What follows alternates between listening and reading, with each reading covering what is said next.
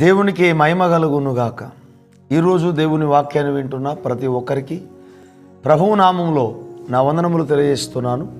రండి, ఈరోజు దేవుని వాక్య ధ్యానం కొరకు పరిశుద్ధ గ్రంథముల నుండి సామెతల గ్రంథం 3వ అధ్యాయము 5వ వచనాన్ని చదువుతున్నాను. అందరూ శ్రద్ధగా ఆలకించండి. నీ స్వబుద్ధిని ఆధారము చేసుకొనక నీ పూర్ణ హృదయముతో యెహోవా యందు నమ్మికయుంచుము. దేవుడు ఈ వాక్యమును మనందరి వినికిడిలో ఆశీర్వదించునుగాక. ప్రభునందు ప్రియులారా, మనం చదువుకున్న లేఖన భాగంలో సామెతలు 3:5లో మనం చూస్తే దేవుడు చెప్తున్న ఒక ప్రత్యేకమైన మాట,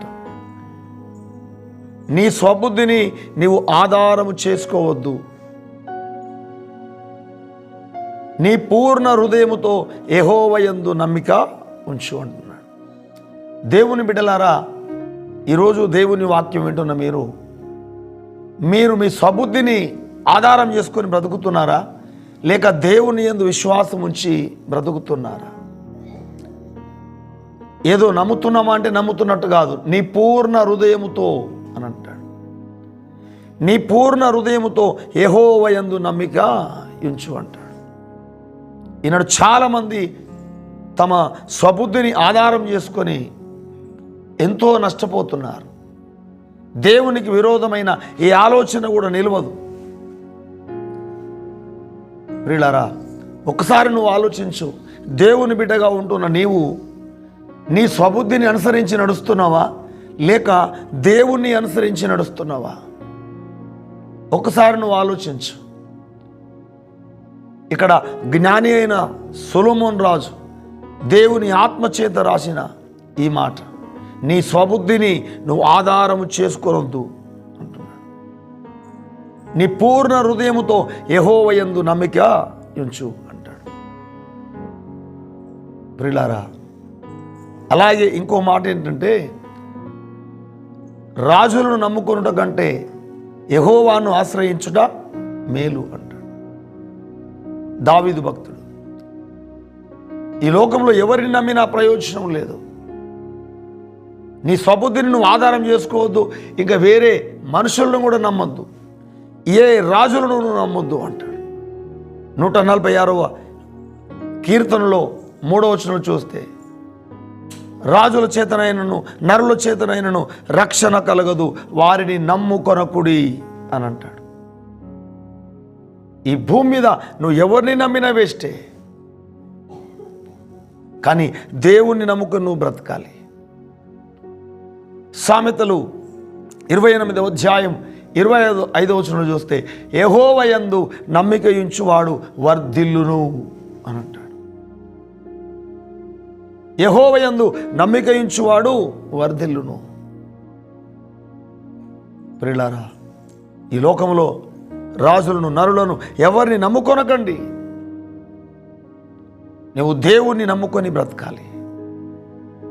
125వ కీర్తనలో 1వ వచనంలో చూస్తే, యెహోవా యందు నమ్మిక ఉంచువారు నిత్యము కదలక సియోను కొండవలే నుందురు అంటాడు. ఎంత చక్కటి మాటలు ప్రియులారా. యెహోవా యందు నమ్మిక ఉంచువారు ప్రియులారా కదలక నిత్యము నిలిచి సియోను కొండవలే ఉంటారు. ఈనాడు దేవుని నమ్మి బ్రతుకుతున్నావా? నీ ఆలోచన ప్రకారం బ్రతుకుతున్నావా, లేక మనుషుల ఆలోచన ప్రకారం బ్రతుకుతున్నావా? మనుషులు నమ్మి నువ్వు నడుస్తున్నావా? ప్రియ సహోదరి సహోదరుడా, నీ జీవితంలో నీవు నీ స్వబుద్ధిని ఆధారం చేసుకొని బ్రతకొద్దు, అలాగే ఇతర మనుషులను నమ్మి కూడా నువ్వు బ్రతకొద్దు. నువ్వు దేవుని యందు విశ్వాసం ఉంచి నువ్వు దేవునిపై ఆధారపడి బ్రతకాలి. ఈ లోకంలో నువ్వు ఎవరిని ఆధారం చేసుకోవద్దు, దేవుడే నీకు ఆధారంగా ఉండాలి. అందుకే 3వ కీర్తనలో మనం చూస్తే దావీదు 5వ వచనంలో ఏమంటాడు? యెహోవా నా ఆధారం అంటాడు, కావున నేను పడుకొని నిద్రపోయి మేలుకొందును అంటాడు. దేవుని బిడ్డలారా, దేవుని యందు విశ్వాసం ఉంచిన వాడు కదలక నిత్యము సియోను కొండవలే ఉంటాడు. అందుకే 3వ కీర్తన 6లో చూస్తే 10,000 మంది దండెత్తి నా మీదకి వచ్చి మోహరించిన నేను భయపడను అంటాడు. దావీదుకు అంత ధైర్యం ఎక్కడిది అంటే దేవుని నమ్మాడు గనక, దేవునిపై ఆధారపడ్డాడు గనక. 10,000 మంది శత్రువులు నా మీదకి వచ్చినా నేను భయపడను అంటాడు. మనము దేవుని యందు విశ్వాసం ఉంచినప్పుడు మనకు ధైర్యం వస్తుంది ప్రియులారా.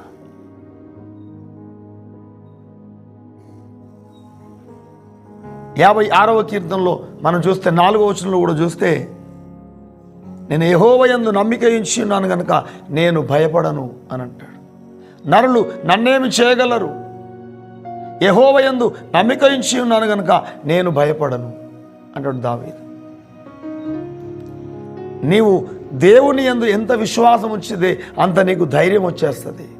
నువ్వు భయపడుతున్నావు ప్రతిదానికంటే ఇంకా దేవుని యందు నీకు విశ్వాసం సరిగా లేదు. నీవు నీ స్వబుద్ధిని అనుసరించి నడుస్తున్నావు, లేక ఇతర మనుషులపై ఆధారపడి మనుషులను అనుసరించి నడుస్తున్నావా? కానీ దేవుని యందు విశ్వాసం ఉంచి నువ్వు దేవునిపై ఆధారపడి నువ్వు జీవించినట్లయితే నువ్వు ధైర్యంగా ఉండగలుగుతావు.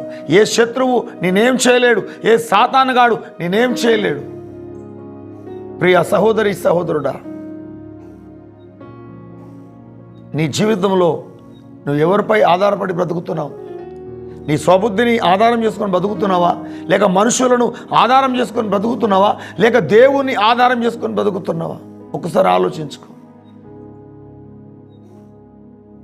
నువ్వు దేవునికి విరోధంగా జీవిస్తే, నీ స్వబుద్ధిని అనుసరించి నడిస్తే నువ్వు చాలా నష్టపోతావు.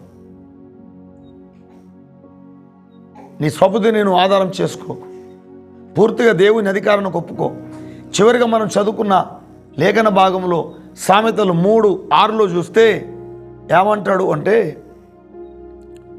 ప్రియులారా, నీ ప్రవర్తన అంతటి యందు ఆయన అధికారమును ఒప్పుకొనుము, అప్పుడు ఆయన నీ త్రోవలను సరళము చెయ్యును.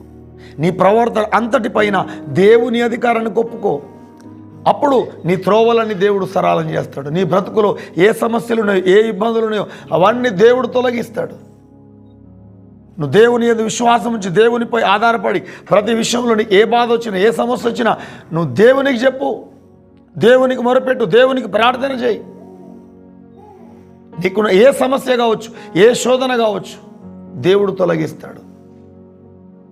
నీ ప్రవర్తన అంతటి యందు దేవుని అధికారాన్ని ఒప్పుకోను, అప్పుడే నీ త్రోవలన్నీ కూడా ఆయన సరళం చేస్తాడు. నీ బ్రతుకులో వచ్చిన ప్రతి అడ్డంకును, ప్రతి దుష్టుని యొక్క అడ్డంకును దేవుడు తొలగించేస్తాడు. ప్రియ సహోదరి సహోదరుడా, ఈ రోజున దేవుడు మాట్లాడుతున్న మాట గుర్తుపెట్టుకో. నీవు నీ స్వబుద్ధిని అనుసరించి నడుస్తున్నావా, లేక నీవు దేవుని అనుసరించి నడుస్తున్నావా, లేక ఇతర మనుషులను నమ్ముకొని బ్రతుకుతున్నావా? నీ స్వబుద్ధిని అనుసరించి నడిచినా నువ్వు నష్టపోతావు, మనుషులను అనుసరించి నడిచినా నువ్వు నష్టపోతావు. కానీ దేవుని యందు విశ్వాసం ఉంచి దేవునికి లోబడి దేవుని మీద ఆధారపడి బ్రతుకు. పూర్తిగా నీ ప్రవర్తన అంతటిపైన దేవుని అధికారాన్ని ఒప్పుకో, అప్పుడే నీ బ్రతుకులో, నీ కుటుంబంలో దేవుడు ఎన్నో అద్భుతాలు చేస్తాడు. దేవుని పట్ల ఒక పరిపూర్ణమైన విశ్వాసం కలిగి పూర్తిగా దేవుని ఆధారం చేసుకొని మన ప్రవర్తన అంతటిపైన దేవునికి అధికారం ఇచ్చి ఆ దేవుడు చెప్పినట్టుగా జీవిస్తే, ఆ దేవుడు చెప్పినట్టుగా నడిస్తే మన బ్రతికే ఒక ధన్యమైపోతుంది. గనక ఈ వాక్యాన్ని వింటున్నా ప్రియ సహోదరి సహోదరుడా, ఇకనైనా నీవు దేవునిపై ఆధారపడు. నీ స్వబుద్ధిని ఆధారం చేసుకోకు, మనుషులను ఆధారం చేసుకోకు, మనుషుల జ్ఞానాన్ని ఆధారం చేసుకోకు. నువ్వు దేవుని నమ్మి దేవునిపై ఆధారపడి బ్రతుకు, అప్పుడే నీ బ్రతుకులో ప్రతి సమస్య తొలగిస్తాడు. దేవుడు నిన్ను గొప్పగా వర్ధిల్ల చేస్తాడు, దీవిస్తాడు. అట్టి కృప దేవుడు మనందరికీ అనుగ్రహించును గాక. ఆమేన్. చిన్న ప్రార్థన చేసుకుందాం. మహాపరిశుద్ధుడా, పరమ తండ్రి యేసయ్యా, నీకు స్తోత్రాలు చెల్లిస్తున్నాం. నేటి రోజు మీరు మాతో మాట్లాడిన ప్రతి మాట కొరకు వందనాలు చెల్లిస్తున్నాం. ఈ వాక్యం వింటున్న వారిలో ఎవరైనా స్వబుద్ధిని ఆధారం చేసుకుంటే ఇకనైనా వారిలో మార్పు దయచేయండి.